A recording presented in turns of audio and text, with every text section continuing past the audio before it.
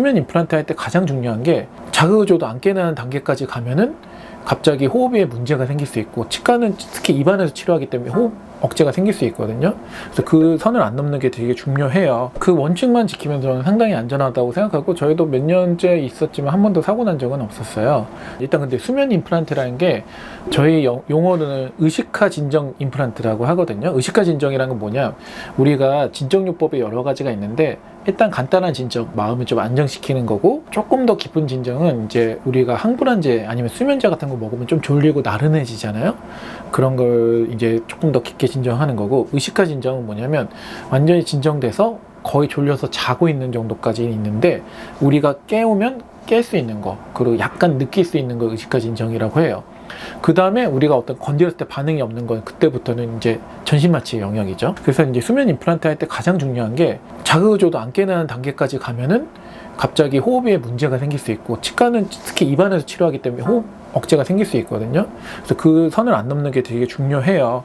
근데 저희가 사용하는 약제는 정확한 약만 사용한다면 그 선을 넘지 않게 약제들을 사용하기 때문에 상당히 안전해요. 그래서 그렇게 안전하게 하려면 첫 번째, 수면 마취를 하기 전에 환자분의 전신 건강을 면밀하게 평가를 해야 되고요. 근데 전신 건강 상태가 너무 안 좋고 뭐 천식이 있다든지 그럴 때는 꼭 전문의랑 협진을 해서 진행을 하고요. 두 번째, 약물 용량을 절대 과하게 사용하지 않아요. 그래서 그 약물 용량을 과하게 사용하지 않기 위해서 저희는 오히려 두 가지를 섞었어요. 이제 수면 마취를 할 때 가장 많이 쓰는 게 미다졸람, 많이 들어보실 건데 이거 수면제예요. 이렇게 약을 놓으면 졸려서 잠들게 되는데 이제 그것만으로 잠이 잘 안 드시는 분도 있어요. 그럼 계속 용량을 과하게 쓸 수밖에 없고 그럼 너무 과해질 수 있거든요. 그래서 그것만 쓰지 않고 저희는 케타민이라고 하는 전신 마취할 때 쓰는 약을 같이 쓰면은 그거는 통증 억제도 되면서 수면 요도를 조금 더 높여줘요. 두 가지를 같이 쓰면 둘 다 안전한 용량을 쓰면서 환자분이 바로 잠들 수 있기 때문에 두 가지 약제를 적절하게 사용한 게 중요합니다. 그리고 마지막으로 제일 중요한 거는 모니터링 하는 거죠. 저희는 이제 특수 기계로 산소 포화도, 심전도, 혈압 그런 것들을 잘 모니터링 하면서 거기서 어떤 응급 상태가 생겼을 때는 바로 조치를 하고요. 또 저희 이제 산소 공급기가 있어서 산소 공급을 항상 하면서 혹시 모를 응급 상황을 대비해서 특수 응급 구조 키트 같은 것들을 구비하고 있죠. 그래서 저희가 이제 사용하는 건 케타민과 미다졸람인데 미다졸람을 가장 메인으로 쓰고요. 케타민은 미다졸람 자체가 잠이 잘 안 들거나 또 미다졸람 맞을 때 약간 통증이 느껴지는 경우가 있기 때문에 잠을 잘 들게 하면서 통증을 없애기 위해서 케타민을 같이 썼고요.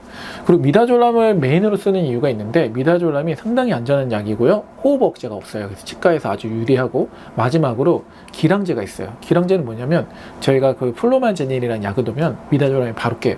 그러니까 어떤 환자분이 너무 깊게 잠들었다 그때 언제든지 깨울 수 있기 때문에 상당히 안전해서 저희는 미다졸람을 가장 많이 사용합니다. 제가 이제 가끔 이제 수면 마취 하다 보면 환자분들이 보통 기억 못 하거든요. 언제 끝났냐고 물어보시는데 완전히 기억하고 있는 분들이 한두 분이 있었어요. 근데 그런 분들이 어떤 경우가 있냐면 평상시에 이제 수면제를 정말 오랫동안 복용하신 분들은 같은 계통의 약이기 때문에 약이 정말 잘 안 들어요. 그렇다고 저희가 이제 그런 미다졸람 말고 케타민이라는 이제 더 강한 약을 너무 무한정 드릴 수가 없거든요. 그런 분 있잖아요. 아무리 술을 먹어도 안 취하는 분.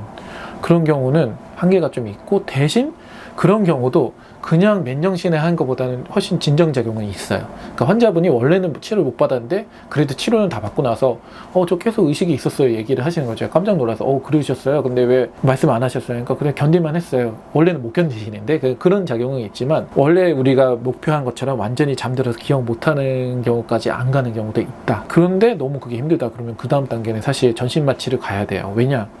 저희가 수면 용량을 더 늘렸을 때는 호흡 억제가 되면서 비급 상황이 닥칠 수 있기 때문에 전신 마취는 아예 호흡기를 연결하고 있기 때문에 아무리 마취가 세더라도 산소 공급이 되죠. 그래서 그럴 때는 어쩔 수 없이 전신 마취를 하셔야 된다. 하지만 대부분 10명 중에 9분은 괜찮고, 잘 안 되는 분들은 수면제를 좀 오래 복용하신 분들은 한번 가벼운 치료부터 시도를 해보는 거예요. 조금 덜 잠드는데 이 정도면 견딜만 하다 그러면 그 다음부터 하나씩 높이면서 수면 임플란트 하면 일반적인 맨정신에 하는 것보다 좀 나으실 거예요.